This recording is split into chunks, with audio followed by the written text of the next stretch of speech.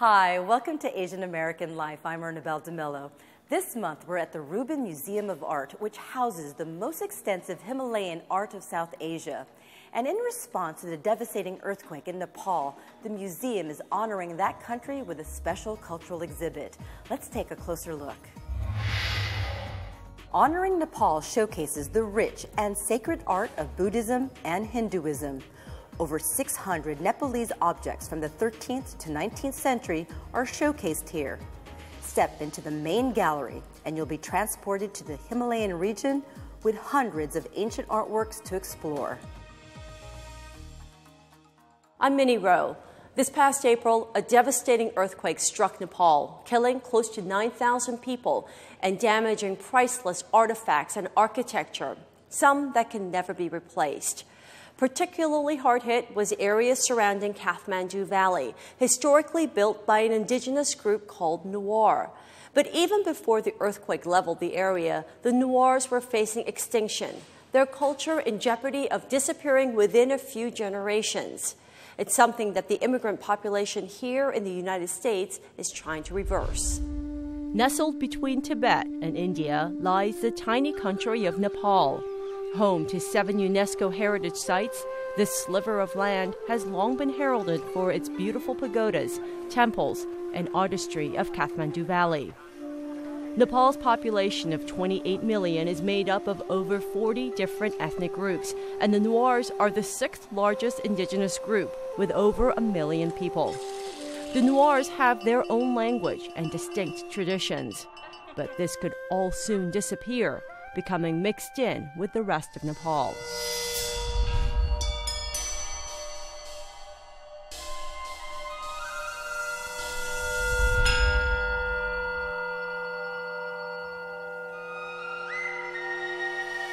Reviving Nepal Bhasa is a 30-minute documentary produced by Sam Shakya and Bimina Ranjit to shed light on the disappearing culture while exploring the historic contribution of the Newars to the Kathmandu Valley. Nepal Bhasa is the formal and historic name for Newar language. Wherever you see, if you go to the Kathmandu Valley, all the temples and all the monastery, all the art and wood carving, stone carvings, and also especially the tankas as well, the pova. They are all very well-known art in Nepal, so that's all done by the Newar people. Shakya says this documentary was a personal journey for him. He was 7 years old when his family, who were Newars, immigrated to Oregon. I did this documentary for my father because we both been working together on promoting our culture, our heritage. So ever since I was little, I would help him with publications and whatnot. And I wanted to do something for myself.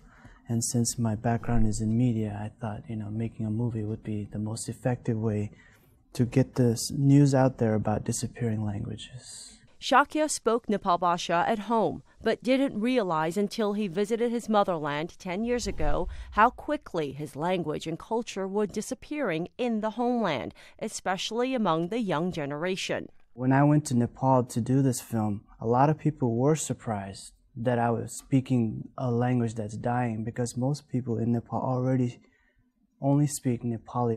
In the 18th and 19th centuries, the Newar culture became suppressed as various regimes established strongholds over the Kathmandu Valley, establishing Nepali as the national language of Nepal, historically known as the language of Khas people from Gorkha region. सोक्समा गुद्दमन नियन्त हो नेवा जातिते लोपे नेवा भाषिते लोपे कोना सो गुद्दमन नियन्त हो वो कारणना नेवा Jason थय भए मलाई से मेउ भए लायो चलन सूर्य जसो छुदो मेउ सो छुल नेपालले त राज्य पाखे सबै जग भए लाइबी मनुट खस भए लाइबी मनुटेर जग सरकारी जागिर न क्यु खस भए लाइबी मनुटेर जग दरबारे चाहिँ तताउनु पर्यो ठेक्यु खस भए लाइबी मनुटेर जग रोजगारी अवसर बिक्यु. And in order to stay competitive in this global market, English became the other dominant language in Nepal. Nepal Bhasa is no longer taught, nor is the culture celebrated in schools. Children are expected to adapt to Nepali traditions. It's a very important topic to look at because within it embedded is your identity, where you come from, so you can't lose the language.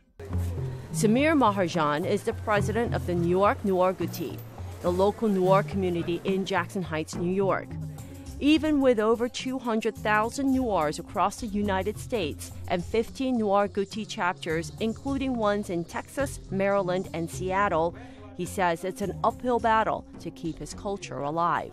If they learn only Newar language versus Nepal language, when they go back to the Nepal, Newar language won't be using, and if they don't know about Nepali, they will be backward and they can't do whatever they want to do. It's very sad, and same time, it's very difficult to, at this moment, it's very difficult to preserve that, save that. For that, everyone has to work very hard. Maharjan says the key is education, showing the world the rich cultural heritage that is Newar, hosting important celebrations like Moa Puja, ushering in the new year, showcasing cultural dance performances which are open for everyone to enjoy, and promoting documentaries like Reviving Nepal Bhasa, which opened in June at the Hoboken International Film Festival. They don't know what is going on. They just know, like, yes, my kids are not speaking this and that, but they don't, like, really aware, like, next 100 years what will happen. So those kind of documentary will help them for our generation or for our next generation. They will definitely know, like, hey, let's focus on this. भाषा त कल्चरमा कतै culture त भाषामा कतै थिन्छ भाषा चाहिँ मन मचोस न संस्कृति यो भाषामा कतै वो भाषा मत त गाडला छ संस्कृति मत वो जात मत नि. When the earthquake hit the area in April, the loss of life was devastating. Culturally, it was a severe blow as well, not just for Nepal, but for the citizens of the world. Fortunately, museums like the Rubin in New York City, which is dedicated to Himalayan art, houses hundreds of art pieces from Nepal, with a significant portion from Newar. Its campaign, #HonoringNepal, identifies the work from Nepal while bringing awareness through social media to the relief efforts in the area. As many objects as perhaps were destroyed, at least many are now saved and saved in perpetuity. And I think the Nepali people would be pleased and happy at that their culture lives on outside the geographic confines of the area. Maharjan believes the international spotlight on Nepal is a silver lining for his people. The Newars originally built Kathmandu Valley. Now, the next generation of Newars has the opportunity to restore the area back to its glory days. We all have to come together to save this heritage, and skill-wise, because those are made by brick and mud combination. My grandparents, they used to build the walls and all stuff by using the mud and bricks. So that's the reason I think we should use those kind of the leftover skills and come up with the new ideas also. Let's put it together, and then I think we can do better. And with the help from documentaries like Reviving Nepal Bhasa, with screenings planned for future dates in the U.S. and in Nepal, this could be the turning point for the Newars. So I think more than ever, this film is important because what I wanted to do was capture the living culture of Nepal, but I think what I've captured is maybe a memory of what Nepal was like. I'm Minnie Roh for Asian American Life.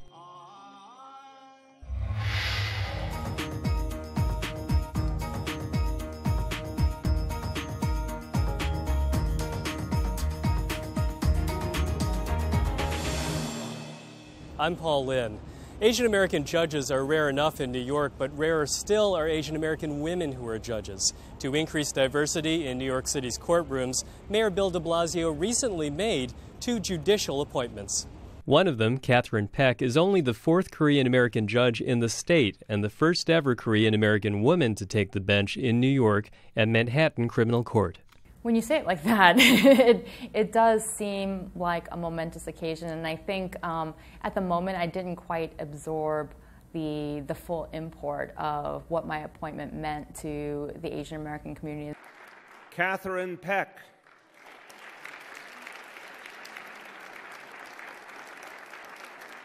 On the day Kate Peck was sworn in by the mayor, Raja Rajeswari also became a judge in Manhattan Criminal Court. She's the first Indian-American woman to preside in a New York courtroom. History in the making and duly noted by the media. The Korean-American press also wasted no time picking up Judge Peck's story.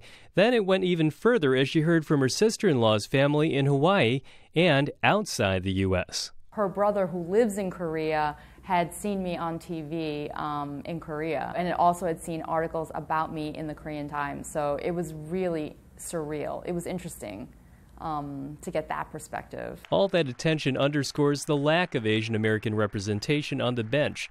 Asian Americans make up less than 4% of the judges in New York, even though 14% of the city is Asian American. It's especially relevant, Judge Peck points out, for a courthouse in the middle of Chinatown that receives many Asian American litigants.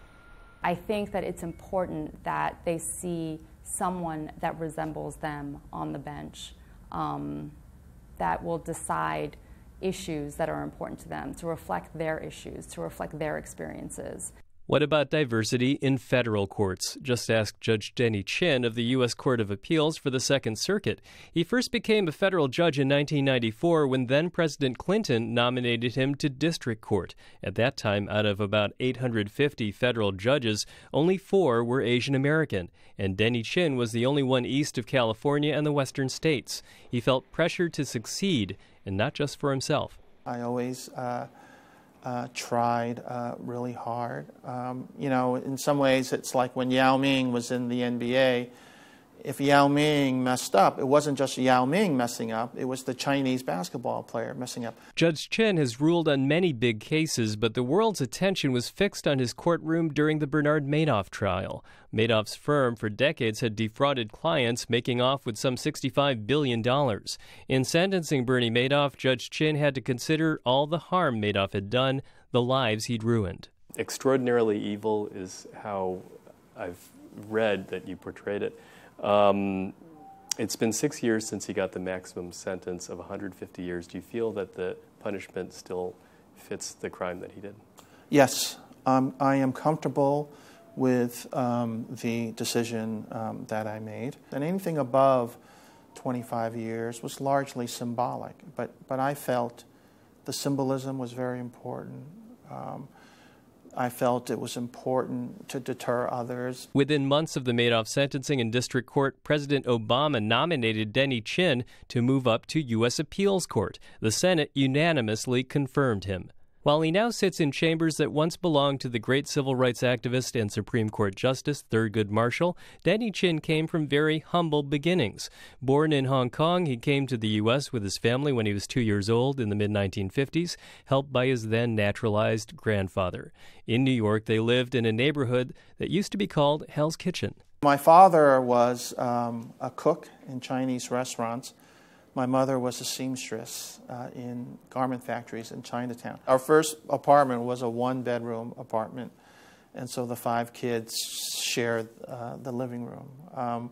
And it was one of those tenements on the west side. Kate Peck was 4 years old when her family immigrated to the U.S. from Korea, eventually settling in Queens. Kate realized her mother had given up a lot leaving Korea. I think the biggest sacrifice was uprooting herself from her entire family to agree to come to the United States so that my brothers and I could have this opportunity to pursue higher education and to be able to really achieve anything that we really dreamed. For both judges, experiences growing up, along with mentors and professional Asian American organizations, shaped their development and have informed their decision-making as judges, and it's made them strong advocates for those who might follow in their footsteps. I am a judicial activist in the sense that I am out there talking to law students, to young lawyers. I think the quality of justice is better if the bench is more reflective of our population. As the first Korean American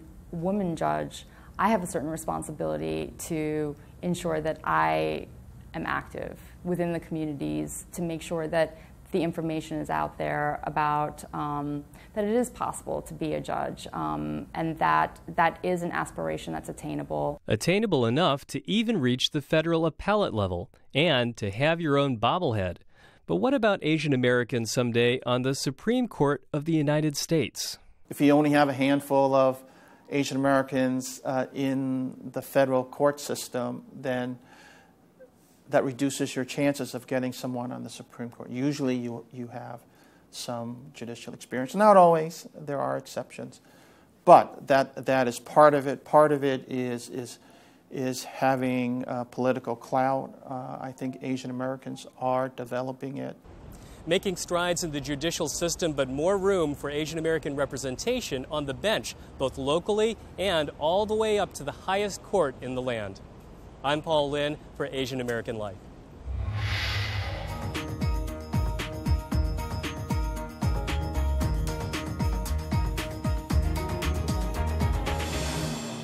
I'm Kyung Yoon.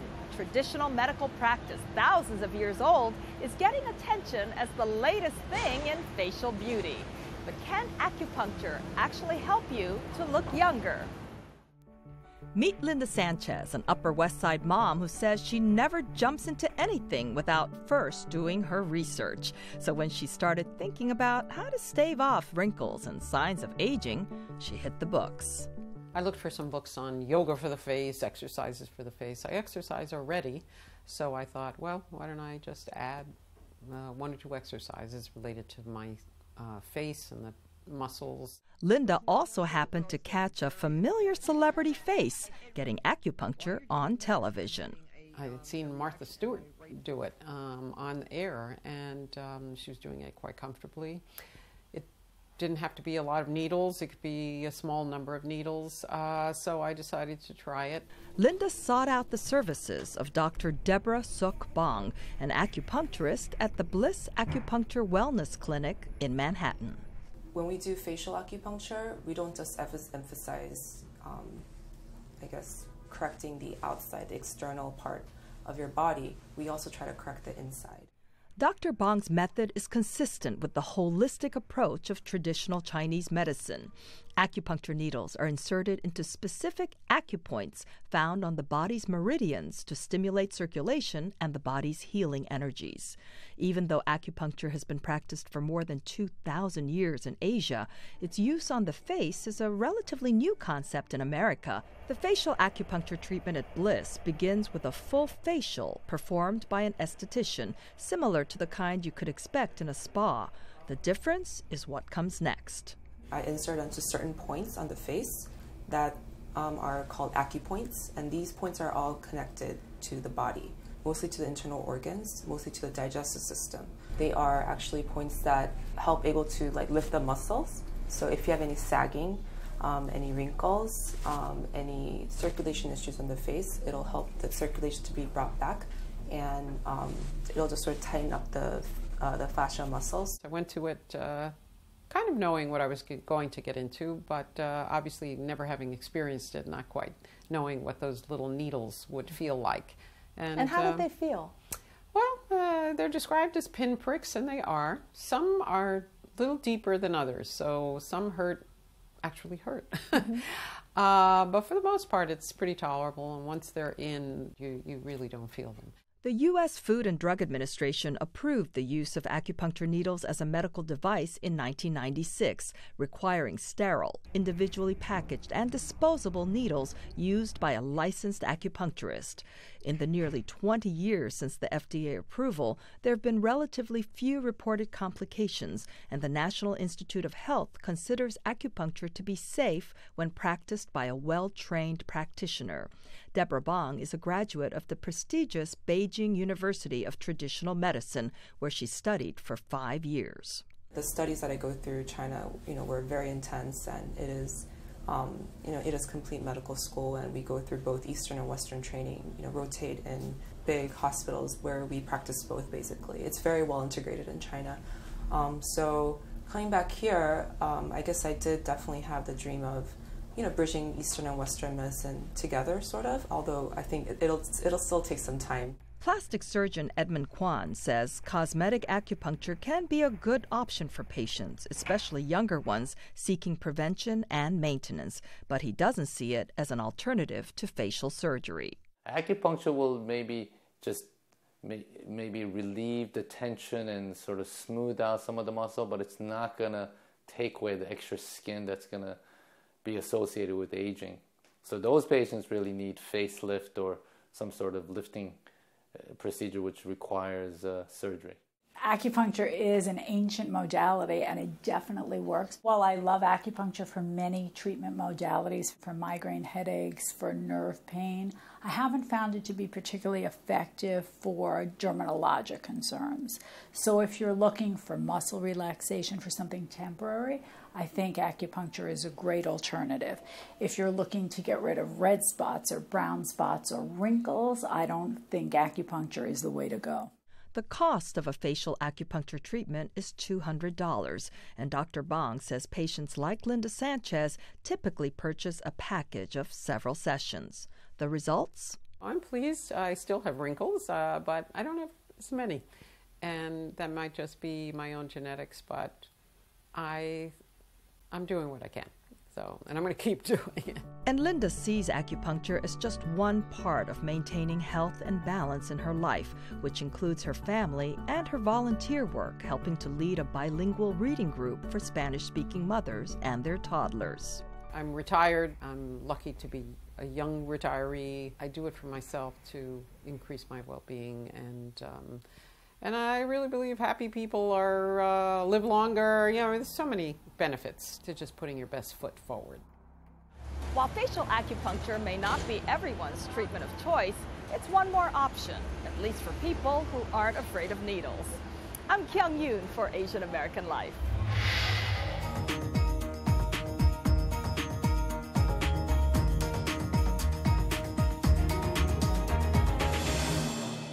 It should come as no surprise that New York City is a melting pot with several races and cultures, but there's one ethnic mix in particular that truly shows you how you should never judge a book by its cover.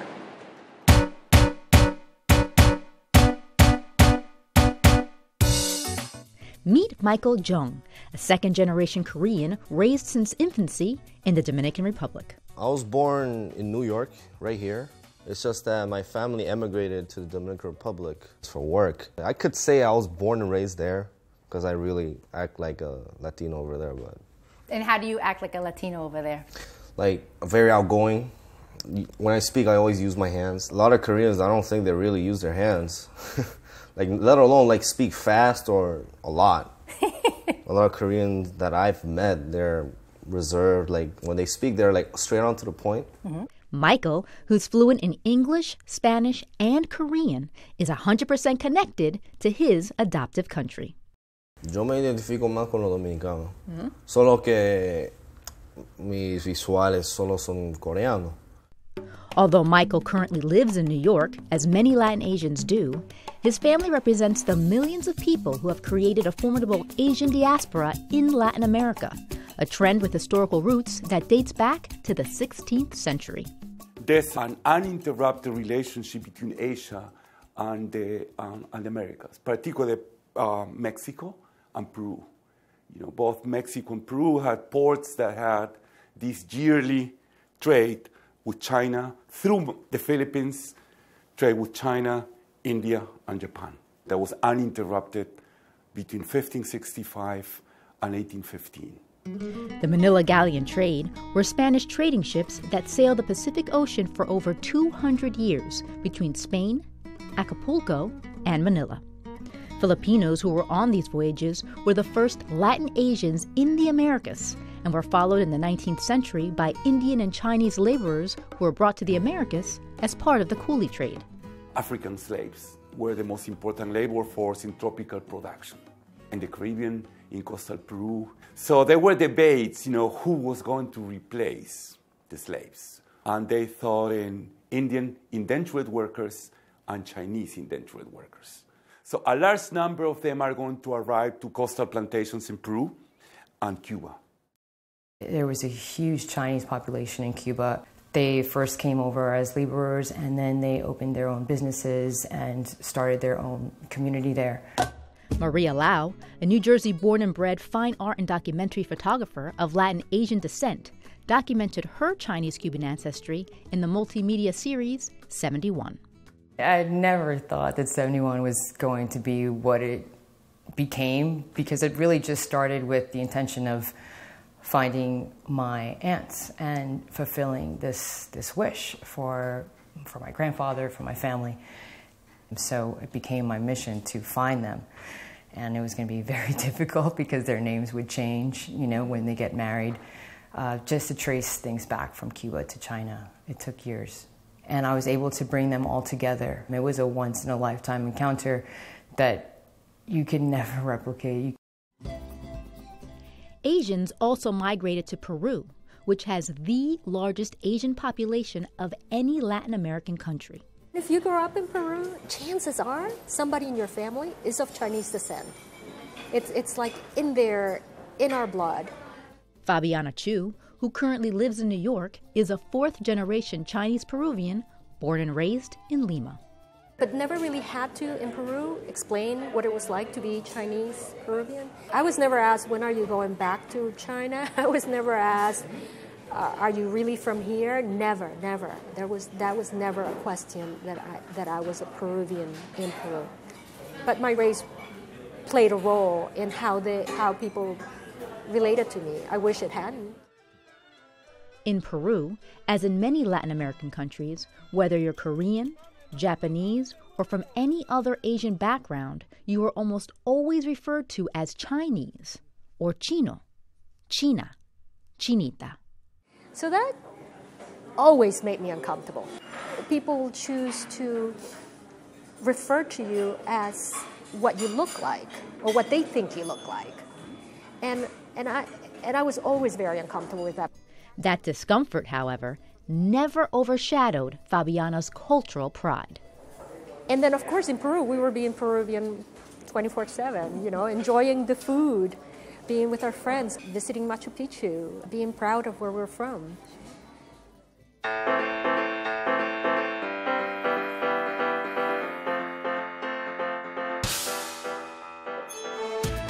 The Latin Asian mix is also celebrated through food, where dual heritage is served on a platter. I'm very proud to be both Peruvian because I'm first Peruvian. I was born in Peru. And then I have the Asian culture, so I mean, I'm very proud of both. Eduardo Oshiro is the Japanese-Peruvian owner of Aquario restaurant in Portchester, where his native culinary traditions are not another passing food trend. In fact, the staples of Peruvian cuisine have deeply rooted Chinese and Japanese influences. I think we're doing a good job by providing our culture to others. Just about in every plate there's Asian influence into it.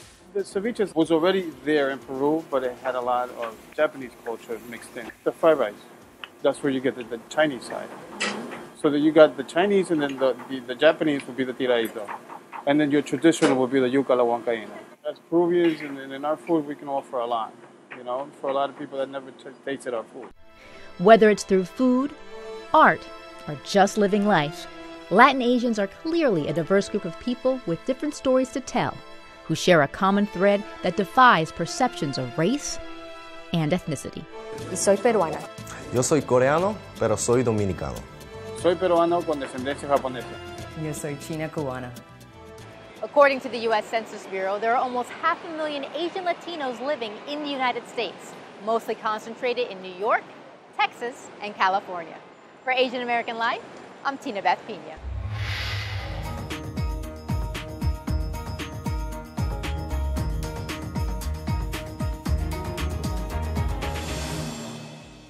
Next month on Asian American Life, we'll take a look at Asian American immigration history and visit Ellis Island's new People of America exhibit.